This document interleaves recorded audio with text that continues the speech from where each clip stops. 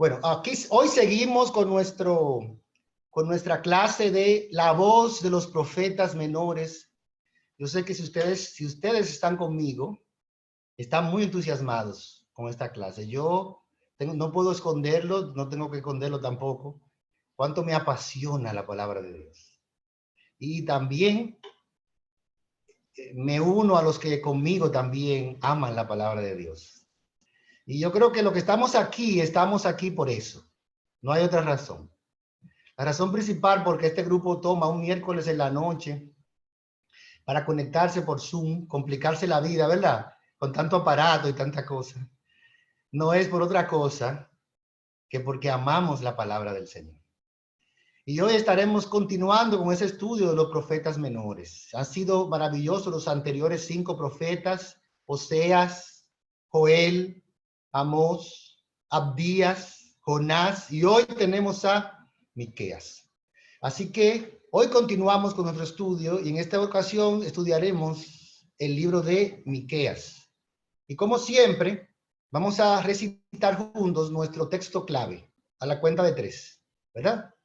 A la 1, a las 2 y a las 3.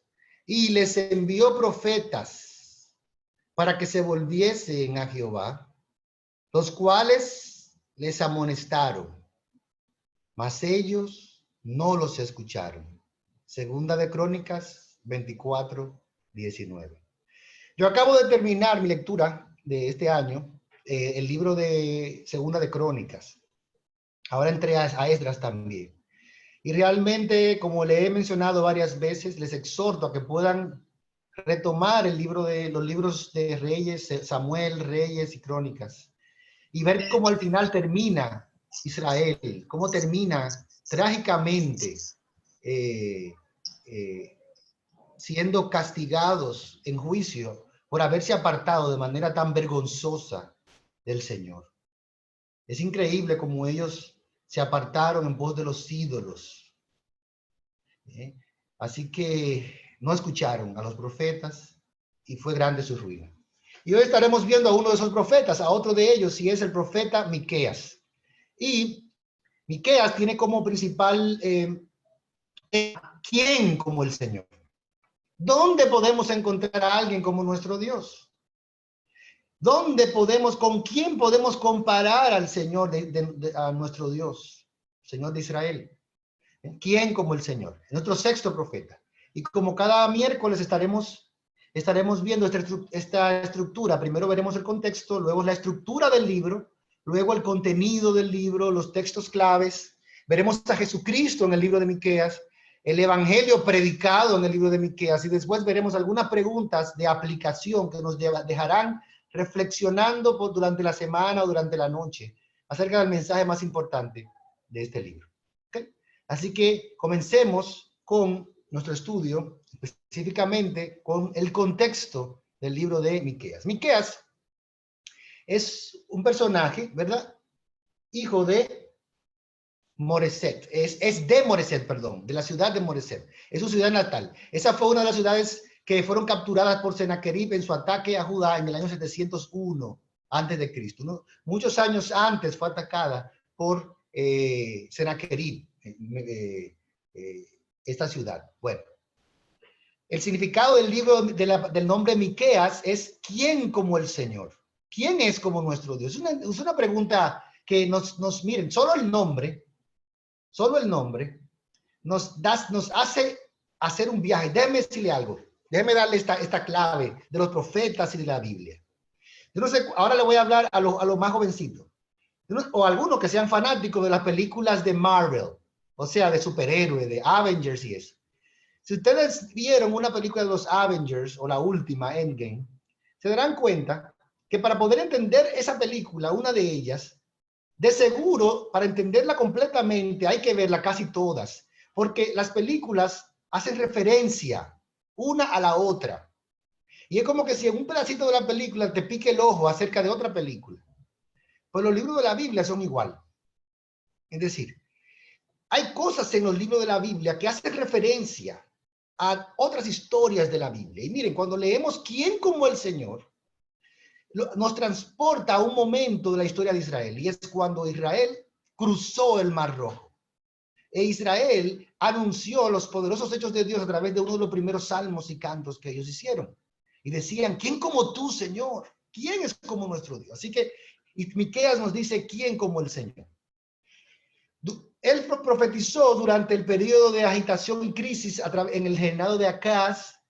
Ese reinado trajo letargo espiritual, apostasía, hipocresía. La gente todavía adoraba a Dios de boca, pero era un asunto ritual externo, no había una realidad en ellos.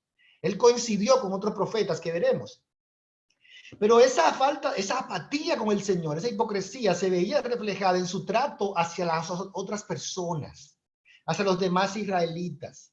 Ellos violaban los elementos básicos del pacto mosaico. Esa palabra es importante. Ellos violaban los elementos del pacto. Acuérdense que en el centro del estudio está de la acusación de los profetas contra Israel, estaba la violación del pacto. Y no practicaban la justicia que ahí se mostraba, o la lealtad del pacto de amor, y su búsqueda de la idolatría revelaba su fracaso para caminar humildemente ante el Señor. Uno por uno, todos los elementos del pacto de mosaico en Sinaí eran rotos por los israelitas. Y en el libro de Miqueas se revelan esas cosas. Entonces, ¿cuál es la palabra clave? Fíjense bien. Oíd ahora. Miqueas, escuchen bien, y creo que tomemos mucha importancia en esa palabra, oíd ahora. ¿Y por qué yo lo conecté con el nombre de él que habla del pueblo de Israel cruzando el Mar Rojo? Vamos a ir conectando esas cosas, como le dije, pero oigan bien. Miqueas profetizó paralelamente con gente como Oseas, como Isaías y como Amós. Así que el libro de Oseas, de Miqueas, se nos va a parecer mucho a Isaías, a Oseas y a Amós en cuanto a la acusación. Y este libro en particular está dirigido a los dos reinos, al reino del norte y al reino del sur, no solamente a uno, aunque él profetizaba desde el reino del sur, muy seguramente, su profecía iba dirigida a los dos reinos. ¿Ok? Y la palabra clave del libro es la palabra oíd ahora. Es importante que entendamos. Oíd ahora. ¿Y qué tiene que ver eso con su nombre que dice quién como el Señor?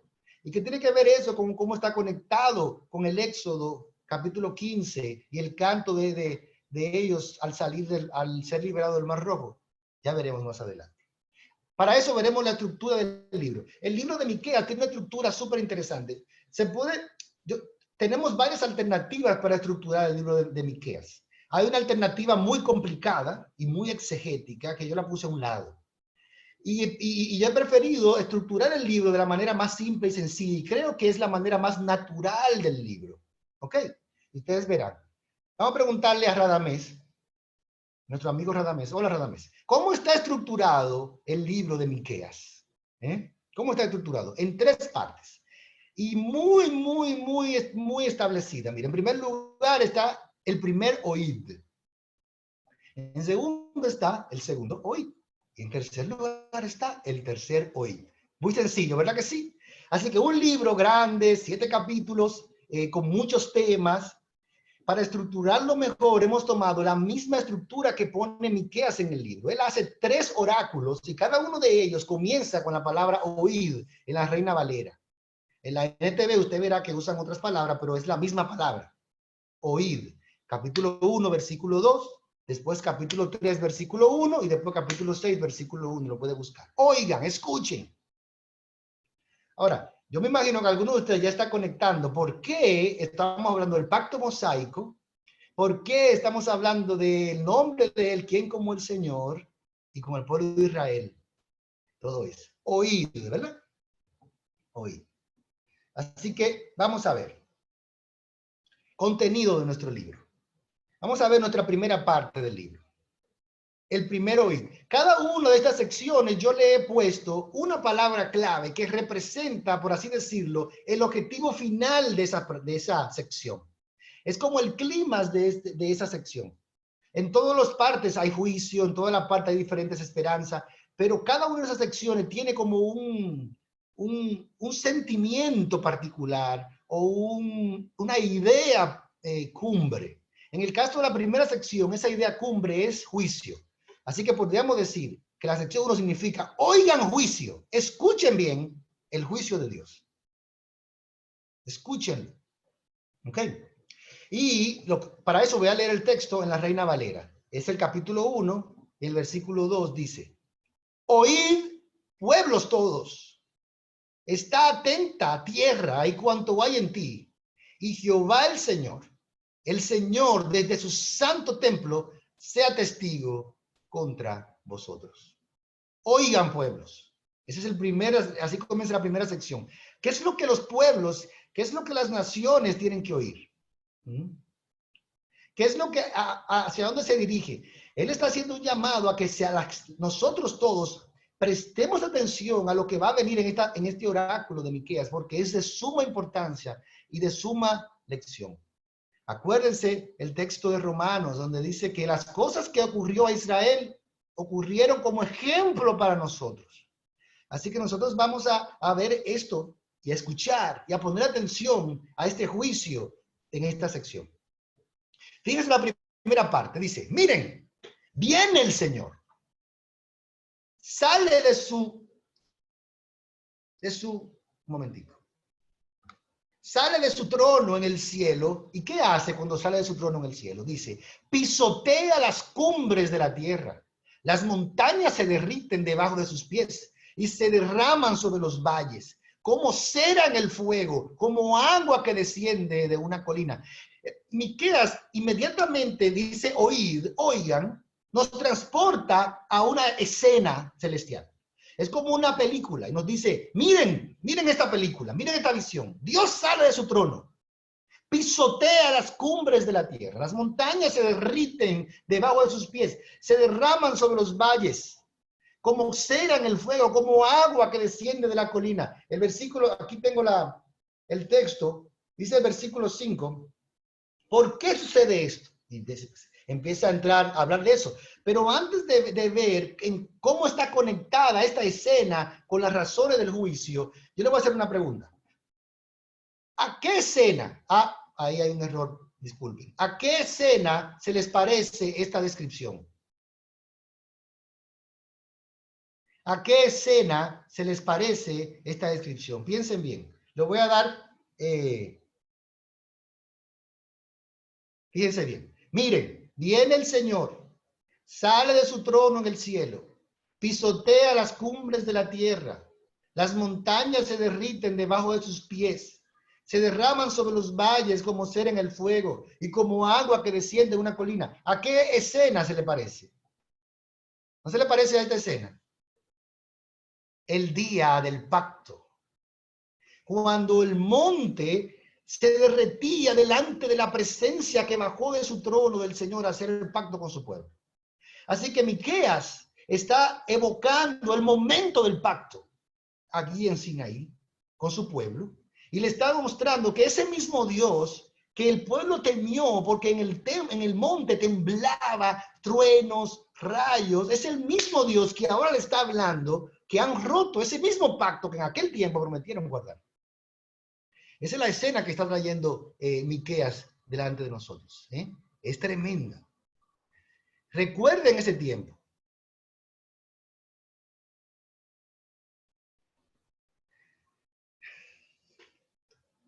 Increíble. El pacto roto por su propio pueblo, por aquellos que prometieron cumplir. Ahora bien, ¿cuáles son las acusaciones? Vamos a ver un momento más en detalle.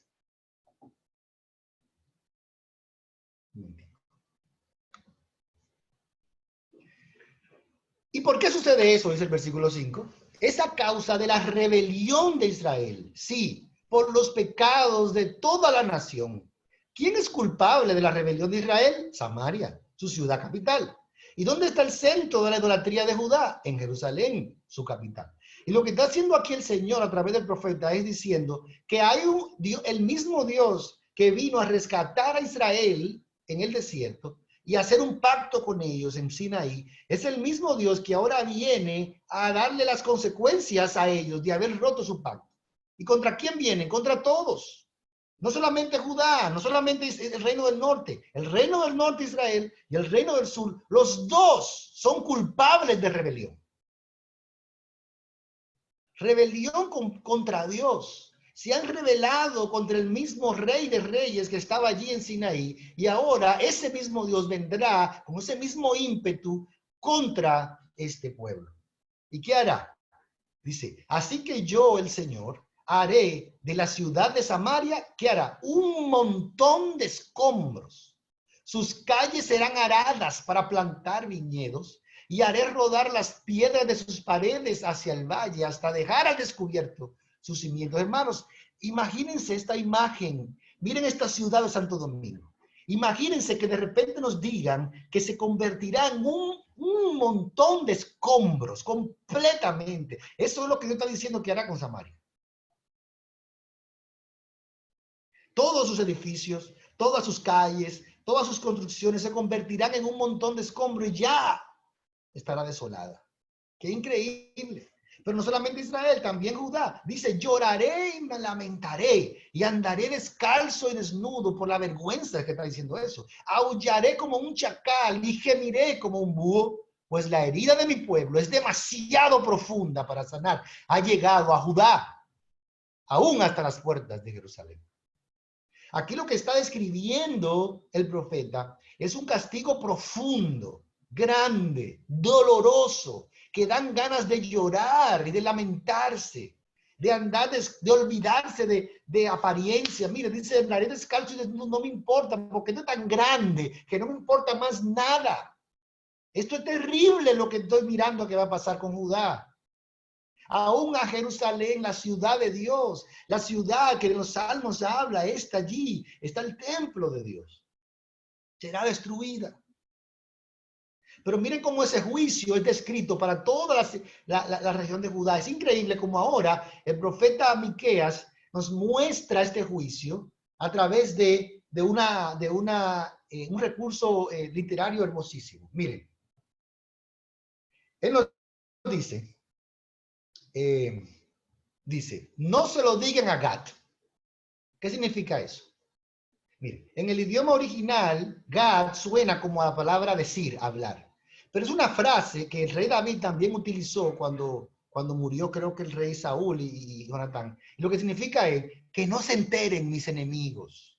Es decir, Dios va a decir un juicio contra Judá, pero él está diciendo que esto es tan grande que hasta dice, oye, que nadie más se entere de lo que yo voy a hacer con mi pueblo. Y entonces ahora empieza a nombrar 10 ciudades de Judá. Y entonces empieza a relacionar el nombre de la ciudad con el castigo que va contra todo Judá. Escuchen bien, miren qué interesante. Primero, él nos habla de una ciudad llamada Bet-le-Afra. Y esa palabra significa polvo. Y después dice, así, en Bet-le-Afra, revuélquense en el polvo. Oye, mire cómo está describiendo el juicio que viene. Es un juicio de revolcarse en el polvo. Después menciona a Zafir, que significa agradable, y dice, no será tan agradable lo que verán. Ellos no se van a sentir agradables, no va a ser agradable la vida para ustedes. Todo esto que están disfrutando ahora no va a ser más agradable. Después menciona Sanán, y significa salir, y dice, no saldrá de tus murallas porque vas a morir ahí mismo. BTCL significa casa. Tu casa no tiene apoyo. Ni tu propia casa será un refugio y estará segura para ti. Marot significa amargo. Solo se espera amargura para ti. Fíjense, revolcarse en el polvo, nada de agradable. Las murallas no te van a proteger. Tu casa no tendrá sustento. Solo te espera amargura. Laquis significa es donde se desarrollaban, era famosa por sus caballos. Dice, huyan en caballos. Váyanse porque esta ciudad estará totalmente desolada. Moreset significa regalos, den regalos de despedida, dice, ya se acabó esto. Se cerró la cosa. Axib significa decepción, dice, tú serás una decepción para todos. Maresa significa conquistador, significa enviaré a ti un conquistador. Y Adulam es la cueva donde se escondió David cuando era perseguido. Ellos conocían eso y evoca ser un escondite. Y dice, los líderes se esconderán. El nombre de esta ciudad será de alguna manera una profecía para su propio destino. Así que aquí se nos muestra cómo nuestro carácter se convierte también en nuestro futuro. Escuche bien. En aquel tiempo el nombre reflejaba el carácter, pero aún hoy nuestro carácter realmente refleja hacia dónde va nuestra vida. Es por eso tan importante para Dios que nuestro carácter pueda ser moldeado por Él. Porque a la medida que nuestro carácter es moldeado por Él, tenemos mayor esperanza en Él. Bueno, terrible. Fíjense qué descripción. Y dice, Señor, esto es grande. No se lo digan a Gad, que nadie se entere, pero esto es lo que viene. Terrible. Bueno, son 10 ciudades de Judá representando la catástrofe global que se avecinaba para las dos naciones. Oh pueblo de Judá, rapen sus cabezas en señal de aflicción, porque sus amados hijos les serán arrebatados. Dios está pintando un panorama terrible para el futuro de Judá y de Israel. Dice, miren, sus hijos serán arrebatados de ustedes, serán algunos asesinados, otros serán llevados cautivos. Y cuando habla de raparse la cabeza en señal de aflicción, se refiere a la vergüenza que eso representa, al dolor que eso representa para uno. Imagínense sus propios hijos. ¿Qué aflicción? Y después sigue esa sección hablándonos del desglose del pecado. ¿Qué es lo que fue tan malo que hizo estas naciones? Fíjense cómo dice el versículo 1 del capítulo 2. ¿Qué aflicción les espera a ustedes que despiertan en la noche tramando planes malvados? Se levantan al amanecer y se apuran a realizarlos solo porque tienen el poder para hacerlo, hermano. Hermanos, qué terrible. ¿Cómo estaba actuando el pueblo de Dios, el pueblo del pacto? Tramando maldades en las noches, levantándole y apurándose a hacer esas maldades solo porque tenían el poder para hacerlo. Fíjense qué aclaración tiene esta versión. Es decir, solo porque tengamos el poder de hacer daño, eso no quiere decir que tengamos el derecho de hacerlo. Y en Judá esa línea estaba borrada. ¿Se acuerdan el rey Acab? ¿Se acuerdan? La villa de Nabot. ¿Qué pasó? Solo porque tenía el poder de hacerla, le quitó su viña. De eso que estamos hablando, de cómo este pueblo había perdido toda vergüenza delante de Dios, todo temor de Dios por ir tras sus ídolos. Increíble. Sin embargo, en esta sección, en una pequeña parte al final, nos muestra esperanza y restauración. Y aquí empieza a revelar el color del libro. Fíjense, dice, algún día, oh Israel, yo te reuniré. Juntaré al remanente que quedó. Volveré a reunirlos como ovejas en su redil y como un rebaño en su pastizal. Sí, su tierra se llenará nuevamente de ruidosas multitudes. Entonces aquí el Señor muestra otra escena, otra imagen, y lo compara como un redil. Y dice que ellos en el futuro, el remanente, ¿se acuerdan? Siempre, el remanente que quedó, será reunido por Dios como si fuera un redil. ¿A quiénes recuerda eso? Y como un rebaño en su pastizal. Ya desde aquí nos está dando una imagen del futuro de los redimidos, del futuro del remanente, de lo que veremos en el nuevo pacto. Un redil, un rebaño, uno, el redil del Señor. Y ahí termina la primera sección, que habla de juicio, tiene esperanza, pero su tono principal es el juicio contra Judá y contra Israel. Ahí termina el primer oíd. Y vemos a la segunda parte, que es el segundo oíd. Pero en el segundo oíd, aunque habla de juicio y del pecado, el tono principal de la sección nos muestra la promesa de Dios a pesar del juicio. Las promesas de Dios a pesar del juicio. Y esta sección es una de las secciones más doradas de toda la escritura, de todos los profetas. Porque aquí se dedica el profeta Miqueas a hablarnos del reino futuro del Mesías. Las promesas del próximo Mesías que vendría. El que realmente iba a pastorear a ese remanente fiel que escaparía de los juicios de Dios. Miren cómo dice el segundo oíd. Dije, oíd ahora, príncipes de Jacob y jefes de la casa de Israel. ¿No concierne a vosotros saber lo que es justo? Hasta ese punto, en este momento, Dios enfoca el juicio y el pecado hacia los líderes de Israel.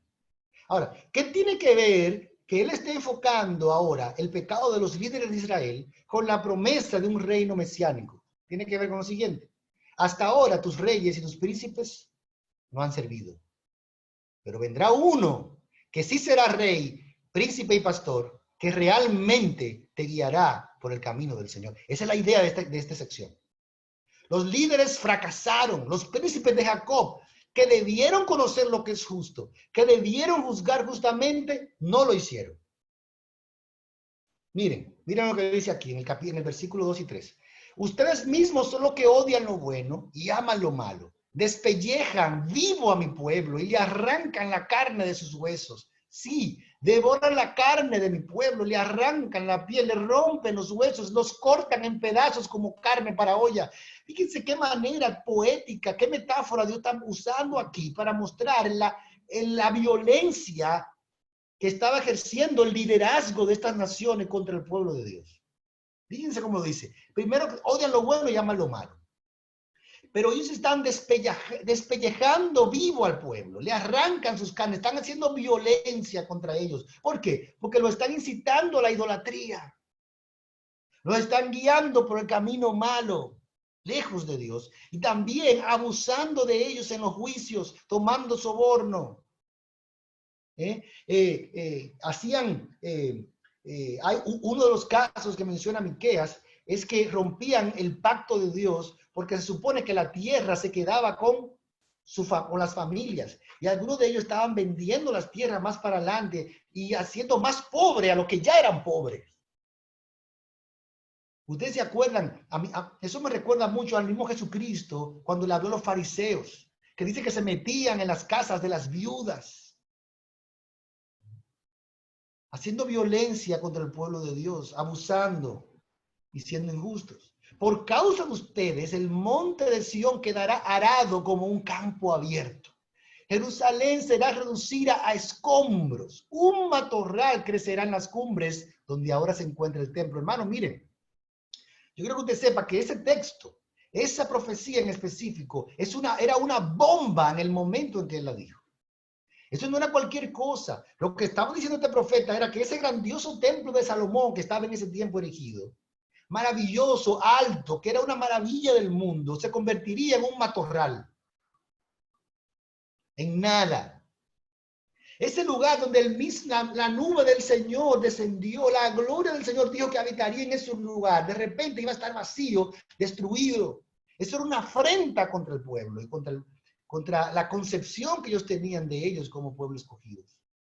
Pero ahí claramente hay un juicio contra ellos. Pero aquí también hay esperanza.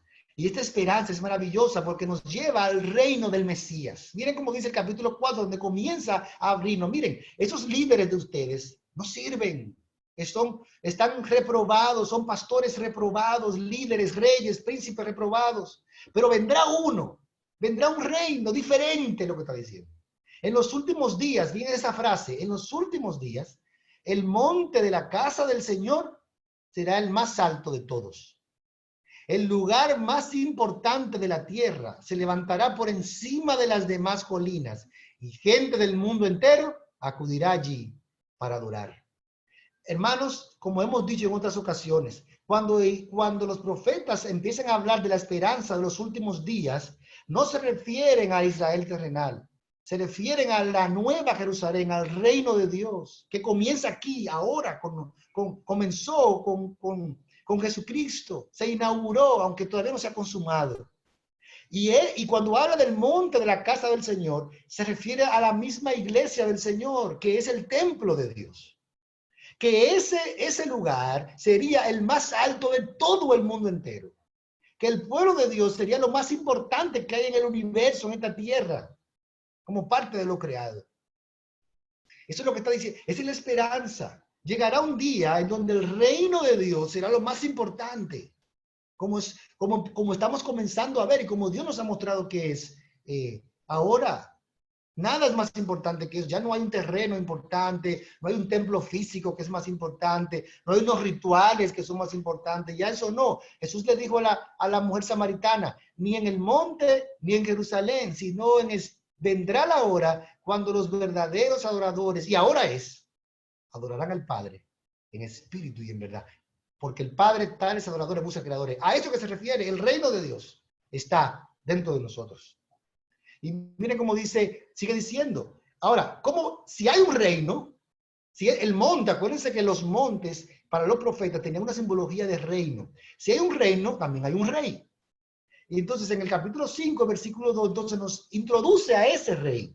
Y dice, pero tú, Belén Efrata, eres solo una pequeña aldea de entre todo el pueblo de Judá.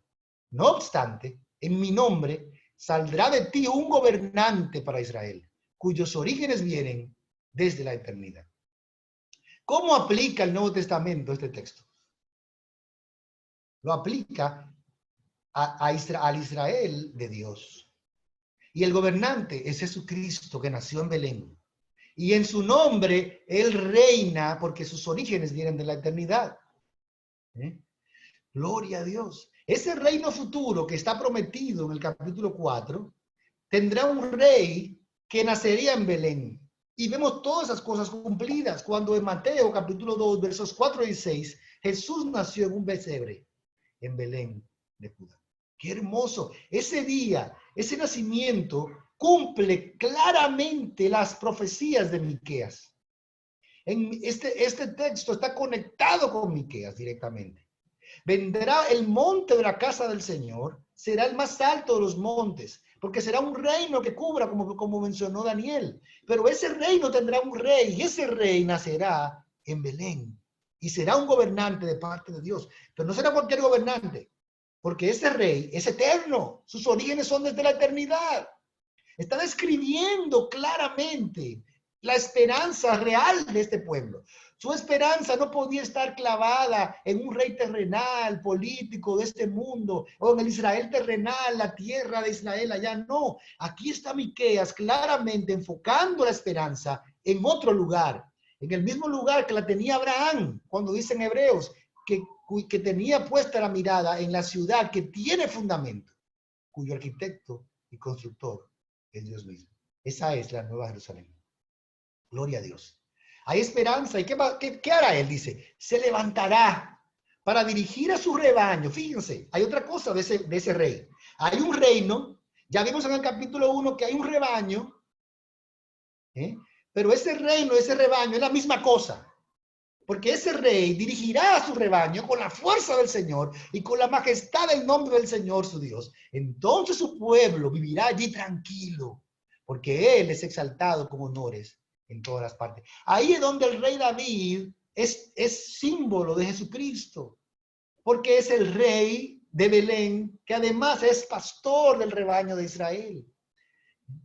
Oh, tú, Belén Efrata, de ti se levantará este gobernante para dirigir el rebaño del Señor con la fuerza del Señor. Gloria a Dios, hermanos. Ahora no tenemos el tiempo, pero el Evangelio de Juan, ¿cómo describe claramente a este rey pastor?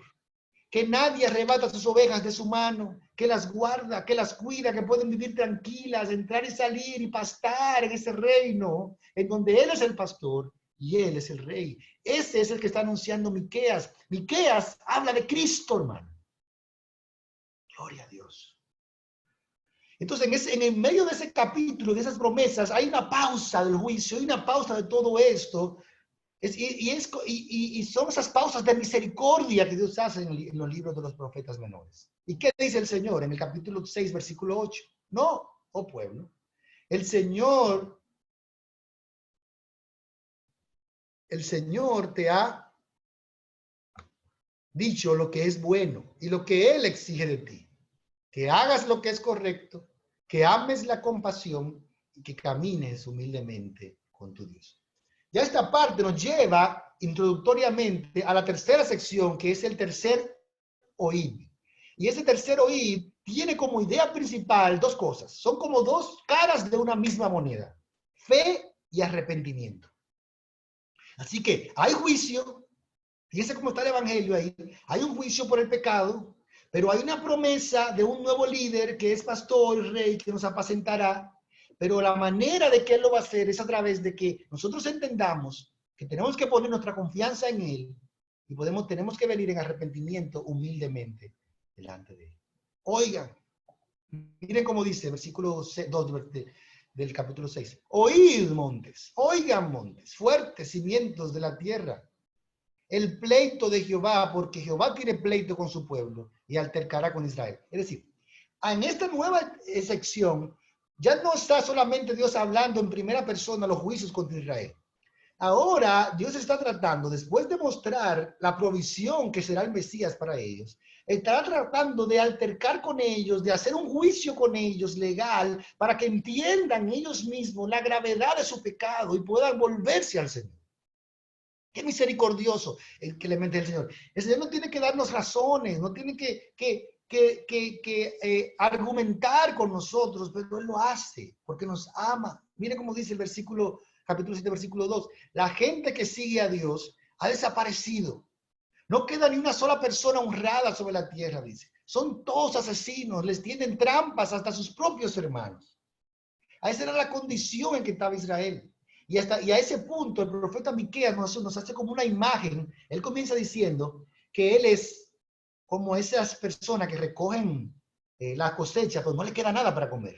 Es una persona en la miseria total.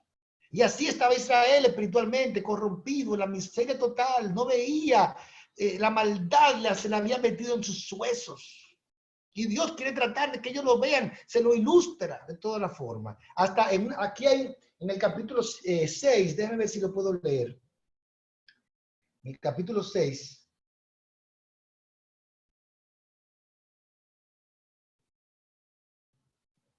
Miren cómo dice. El versículo 3 dice, oh pueblo mío, ¿qué te he hecho? ¿Qué te he hecho para que te canses de mí? Contéstame. Miren qué pregunta. Dios no tiene que hablarnos así, hermano. Y le dice a Israel, ¿qué te he hecho? Dime. Yo te saqué de Egipto. Miren, otra vez está hablando de aquella historia. Yo te saqué de Egipto, te redimí de la esclavitud, envié a Moisés, a Aarón y a Miriam para ayudarte. ¿No te acuerdas, pueblo mío, cómo el rey Balac de Moab intentó que te maldijeran y cómo en lugar de eso Balán, hijo de Beor, te bendijo? Y empieza a describir, ¿no te acuerdas qué es lo que ha pasado? Yo lo que te he dado a ti bendición, hice un pacto de amor contigo. ¿Por qué ahora le das la espalda a Dios? Uf. Esa gente se ha corrompido, no hay nadie honrado en la tierra. Es lo que dice el profeta. Pero hay esperanza. A pesar de todo esto, para aquellos que se vuelven al Señor, hay esperanza. En aquel día, Israel, tus ciudades serán reconstruidas y tus fronteras se extenderán. Y ahora está usando el Señor a través de esta metáfora de la construcción, lo que Pedro decía, que nosotros somos un edificio del Señor, seremos reconstruidos en aquel día, seremos el edificio de Dios, la ciudad del Señor. Ahora, hay dos razones para tener esperanza en el texto. Y esto me llena de esperanza a mí también. Porque si podemos ponerle otro nombre a este libro, podría ser ¿cómo es Dios?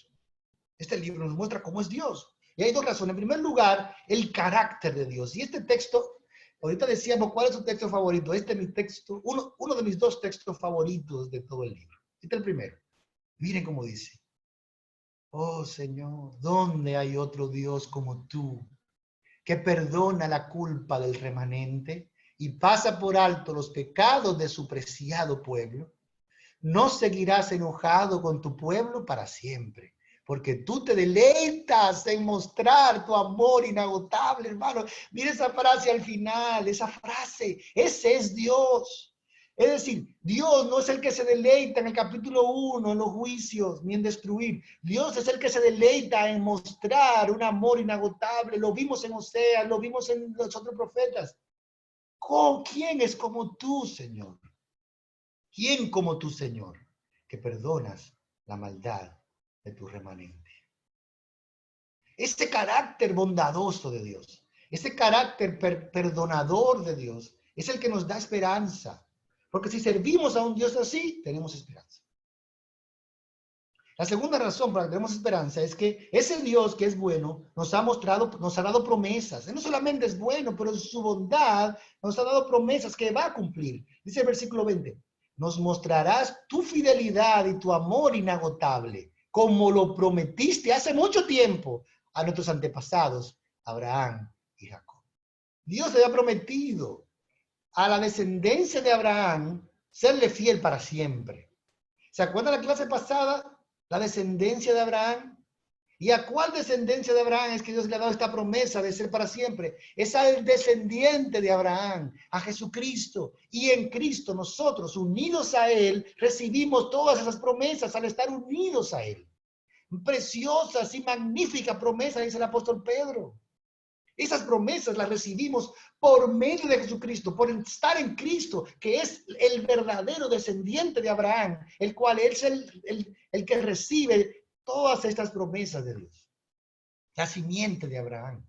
Gloria a Dios. Y Dios ha hecho esa promesa a la simiente de Abraham y en él nosotros la recibimos. Y sabemos que son verdaderas y que no fallarán. Gloria al Señor. Mostrará tu fidelidad y tu amor inagotable. Así que este es el mensaje, el contenido del libro de Miqueas. ¿Y cuál es la idea central? Mírenla bien, escuchen bien, que es maravilloso. En medio del juicio de Dios, el remanente está seguro en su misericordia, siendo guiados por el pastor rey de Belén. Gloria a Dios. Ese es Miqueas.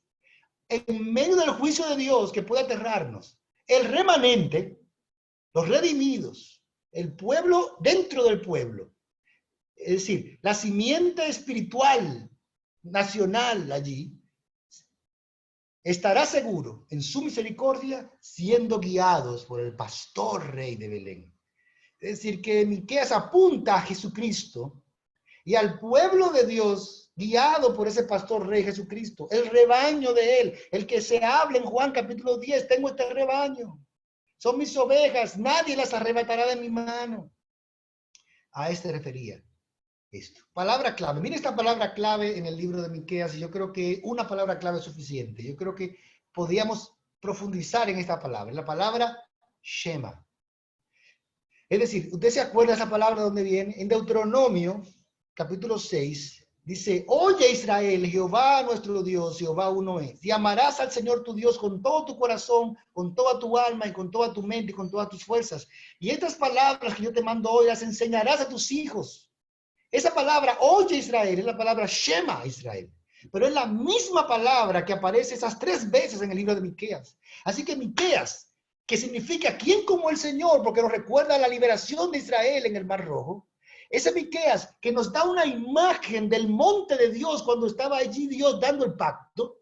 Ese Miqueas también nos recuerda el Shema Israel, oye Israel, oye, oye Israel, Jehová nuestro Dios, Jehová uno es. Recuerda el pacto de amar al Señor con todo tu corazón, pero oye Israel, no lo estás cumpliendo. Así que hay una palabra profundamente significativa en este estudio de hoy que todos debemos llevarnos y es la palabra oye, oye. Pueblo mío, escucha. Pero la palabra Shema Israel, como expliqué en un sermón, no es como nosotros la usamos, no es oír con el oído. Cuando en el hebreo se usa la palabra oye, de esta manera, como esta palabra Shema, se refiere solamente a la obediencia a lo que tú estás oyendo. Hasta que no se lleva a cabo la acción, no has escuchado. Eso es como cuando uno le dice a su hijo, uno le dice, recoge la cama. Él oyó, pero después te das cuenta que no la recogió, la cama. ¿Y qué tú le dices? Tú no me escuchaste, no me escuchaste. Claro que te escuchó, lo que no fue que no obedeció. Pero es la misma idea que está diciendo aquí el profeta. Oye Israel, no escuchaste el mandato de Dios en Deuteronomio, no escuchaste el pacto, pero ahora escucha bien y tendrás que escuchar las consecuencias de haber roto ese pacto. Escucha bien atentamente. Oye Israel, oh hermanos, de cierto les digo, dijo el Señor, el que tenga oídos para oír, que oiga. Hay algunos temas teológicos en el libro de Miqueas que debemos tomar en cuenta. Primero, el Mesías. Miqueas predice solo, si no me estoy equivocando, creo que solo Isaías supera a Miqueas en profecías acerca del Mesías, tan exactas. Predice la ciudad exacta del nacimiento del Mesías, lo cual se cumplió cuando José y María fueron para ser empadronados en Belén. Fíjense como dice, hay otra cosa teológicamente que nos muestra el libro de Miqueas, que es sorprendente que esté en el Antiguo Testamento. Y es sorprendente para algunos, pero no es una sorpresa para nada, porque la verdadera religión siempre ha estado presente en la Biblia, en el Antiguo Testamento y en el Nuevo Testamento. Es decir, el pacto de Dios, es decir, la religión verdadera, interior, ha estado presente siempre en la Biblia. No es una cosa del Nuevo Testamento solamente. Miren a qué yo me refiero. Fíjense cómo dice aquí. ¿Qué podemos presentar al Señor? Debemos traerle ofrendas quemadas. Debemos inclinarnos ante el Dios Altísimo como ofrendas de becerros de solo un año. Debemos ofrecerle miles de carneros y 10,000 ríos de aceite de oliva. Debemos sacrificar a nuestros hijos mayores para pagar por nuestros pecados. Miren, lo que está diciendo ahí es que si las cosas externas que hacen en el templo, principalmente, aunque ahí menciona hace referencia a Abraham, que si las cosas externas que se hacen en el templo, eso es lo que Dios requiere. Eso es lo que está diciendo aquí el texto. Es decir, la pregunta es la misma pregunta que le hizo la mujer samaritana a Jesucristo aquel día. Con otra palabra, le dijo, Señor, ¿y cómo que se adora? Esa es la pregunta. ¿Es con un sacrificio allá o es en el templo? Pero nos podemos hacer una pregunta nosotros también hoy. Señor, ¿cómo se es cristiano? ¿Cómo soy salvo? ¿Qué tengo que hacer? Entonces, Miqueas en el Antiguo Testamento nos da la respuesta. Dice, no, le dice, no es externa la cosa. No es de afuera, ni en este monte, ni en Jerusalén, ni sacrificios. De hecho, leímos que Dios aborrece esos sacrificios. No, eso no es lo que el Señor exige de ti. Es que hagas lo que es correcto, que ames la compasión, que camines humildemente con tu Dios.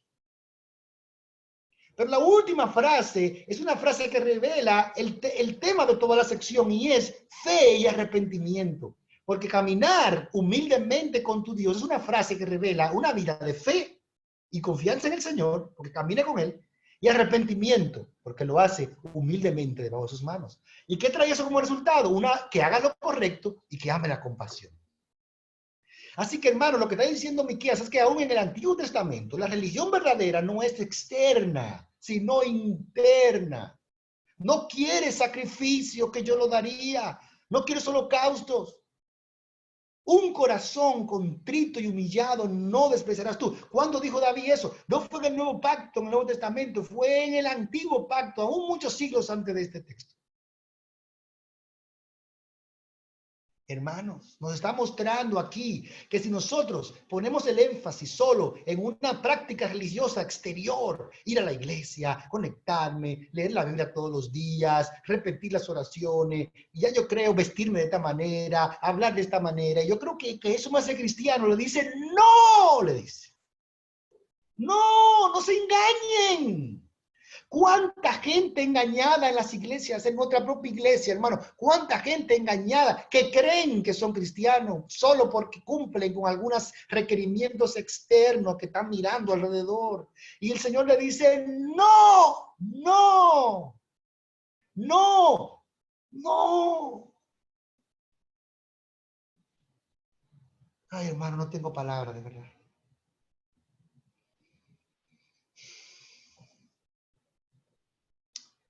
La otra cosa que nos revela teológicamente el libro de Miqueas es el carácter de Dios. Y ese texto que vimos, ¿dónde hay otro Dios como tú que perdona la culpa del remanente, que pasa por alto los pecados de su preciado pueblo?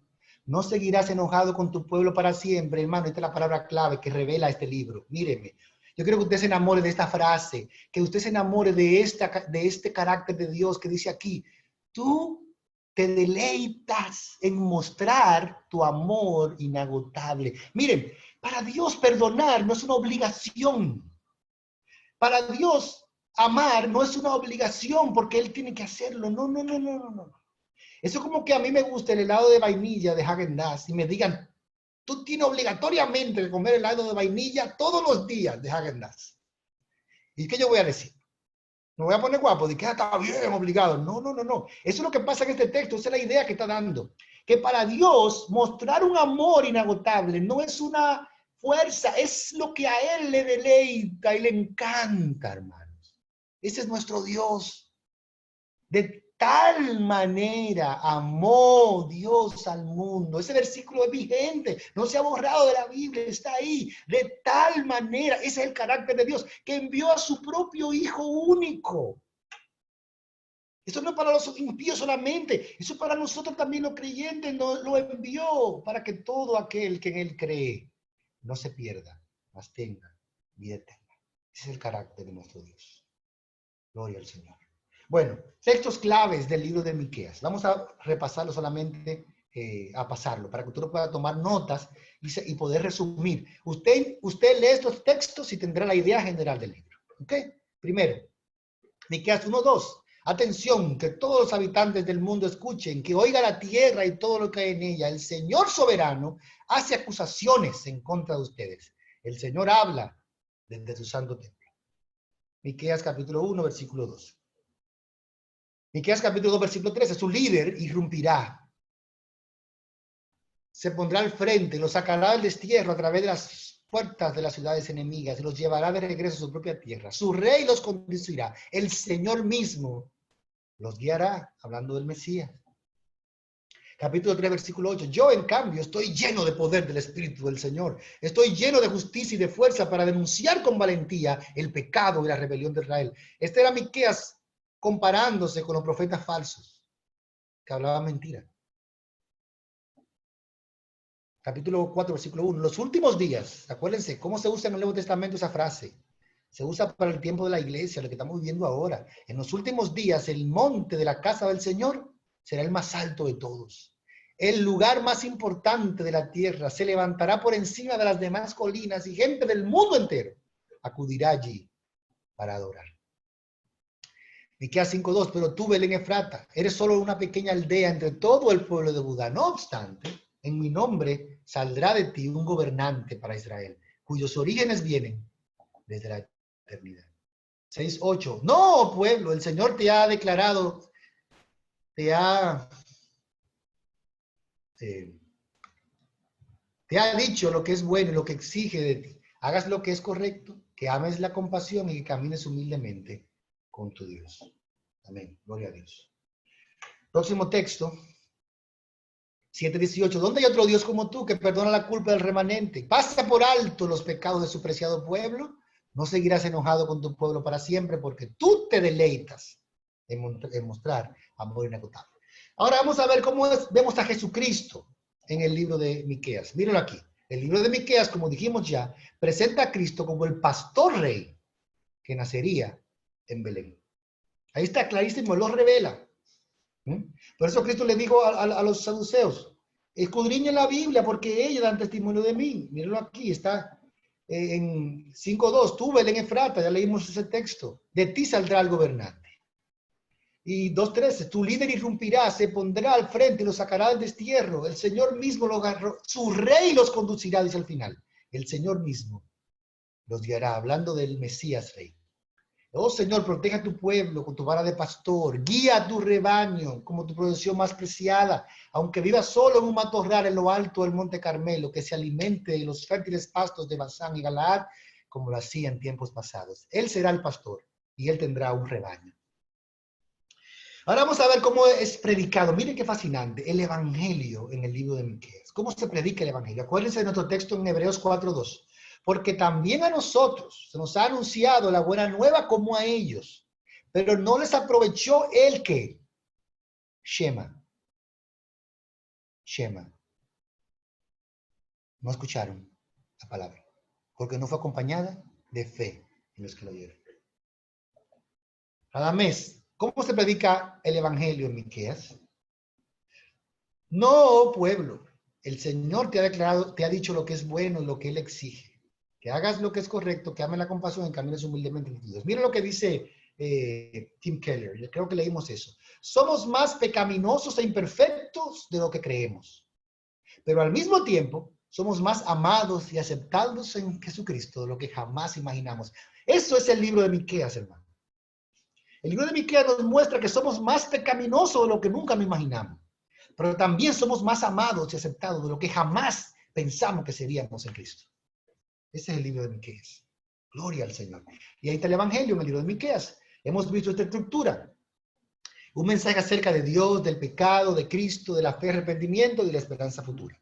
Así que vamos a ver los textos adecuados. Primero, el Señor le dijo el siguiente mensaje a Miqueas durante los años de Jotam. Las visiones que tuvo tenían que ver con Samaria y con Jerusalén. ¿Quién le dijo? El Señor. La primera palabra que aparece es Dios. Dios es el originador del Evangelio. El Evangelio es el Evangelio de Dios. Número 2, la parte A, un mensaje acerca del pecado. Sin embargo, ustedes mismos son los que odian lo bueno y aman lo malo. Despellejan vivo a mi pueblo y le arrancan la carne de sus huesos. Y Miqueas claramente confronta a las personas con el pecado. Gente que distorsiona los valores. A lo bueno llaman malo y a lo malo llaman bueno. Muy parecido a lo que estamos viviendo hoy. Él denuncia el pecado, pero también el Evangelio es un mensaje acerca de la consecuencia de ese pecado. ¿Y qué va a pasar? Quedará arado como un campo abierto. Jerusalén será reducida a escombros. Y si eso hizo Dios con Jerusalén, ¿qué no hará con aquellos que se rebelan contra Dios en su pecado? Ese es el mensaje de juicio de Miqueas. Número 3, es un mensaje acerca de Cristo y de cómo de Belén iba a salir el gobernador de su pueblo, que sería el pastor que cuidaría y salvaría a las ovejas. Ahí está Miqueas 5:2. Número 4, un mensaje de la fe y el arrepentimiento. Dijimos, ¿qué es lo que Dios pide de ti? Que hagas lo que es correcto, que ames la compasión y que camines humildemente con tu Dios. Esa palabra, camines humildemente con tu Dios, refleja lo que tenemos que hacer cuando oímos el Evangelio. Y es poner nuestra fe en Él y arrepentirnos de nuestros pecados. Gloria a Dios. Y finalmente también nos muestra la esperanza que tenemos en Él. En aquel día, en los últimos días, Israel, tus ciudades serán reconstruidas y tus fronteras se extenderán. Claramente está hablando de la Jerusalén, Nueva Jerusalén. Bueno, este es el mensaje del libro de Miqueas. Es un mensaje impactante, nos debería dejar toda la semana reflexionando.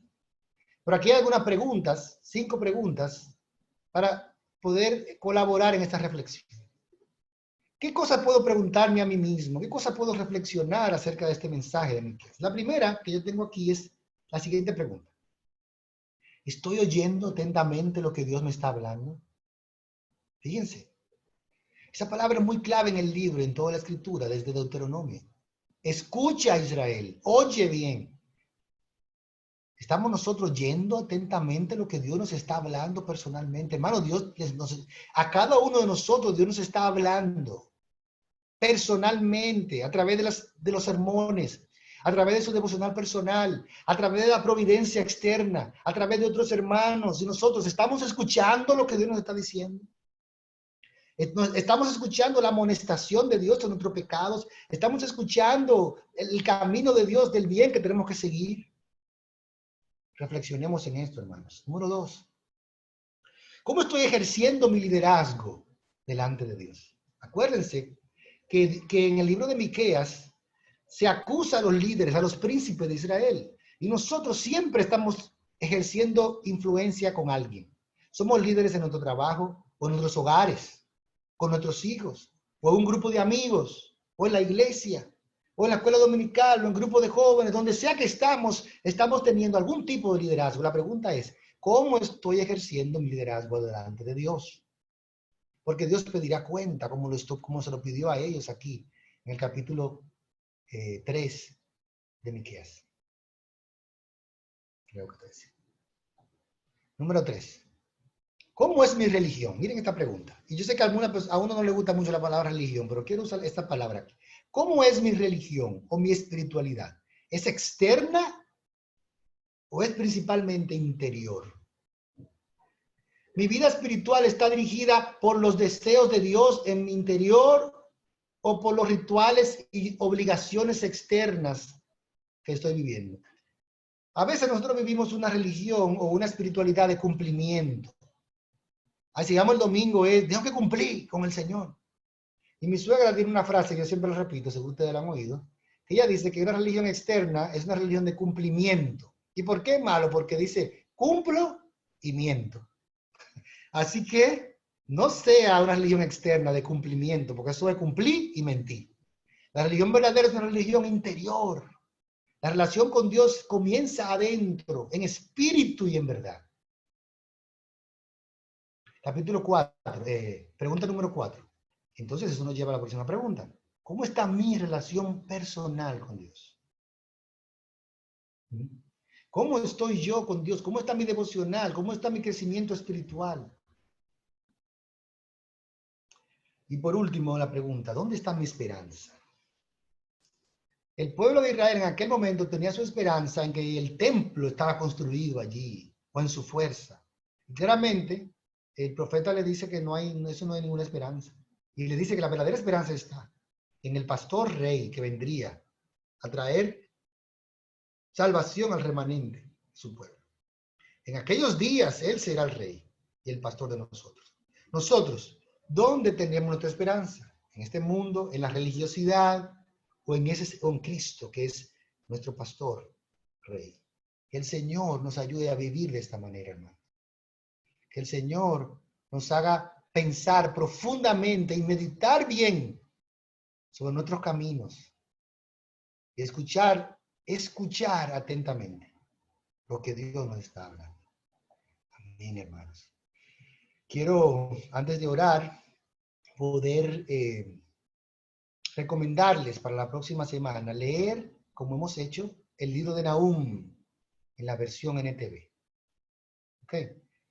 Así que, y si quieren también contactarnos, puede hacerlo a través de Instagram o de Facebook, de esta manera. Así que, hermano, Dios le bendiga y que el Señor pueda usar esta palabra para impactar nuestras vidas, transformarnos y que podamos crecer en nuestra relación con Él. Amén.